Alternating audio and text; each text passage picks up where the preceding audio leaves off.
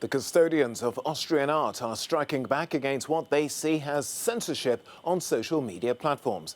The Vienna Tourist Board has decided to post works of some of the world's most famous artists on OnlyFans, a site perhaps best known for hosting X-rated material or pornography. Well, let's dig a bit deeper into the story now with Norbert Kettner. He's the CEO of the Vienna Tourist Board. Well, thanks for taking time to speak to us here on the programme. Why have you decided to take this action?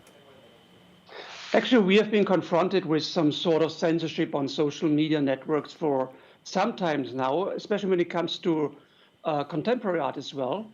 And so we decided to make a point and to show who's allowed to decide what is pornography, who is allowed to say this we can show to our children or so. And this was a move towards this direction, because we think in general that no one is allowed to make censorship, especially not an algorithm. And this is the situation we face actually in contemporary art, but also in the classical canon of art.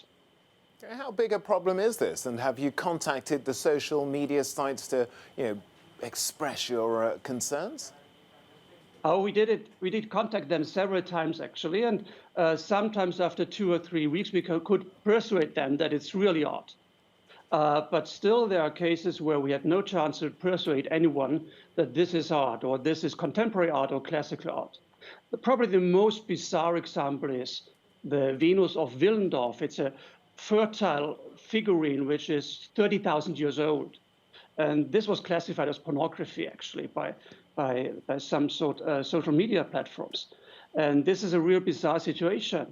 And also a very severe situation for contemporary artists, because they depend, of course, on social media channels, on digital channels, and sometimes they start already in the beginning of their work, of their creation, to think, what can I post on channels? So the discussion has to go on about who is about to decide what contemporary artists, for instance, are producing right now, and what will be our legacy for tomorrow. Well, how can now people who are interested in the art access this site then? Do they have to presumably pay for it now? Yes, they pay a small amount, but the best thing is to come to Vienna, of course, in our case, I would say. But there are networks, and you can find it on the internet, where the pieces are shown.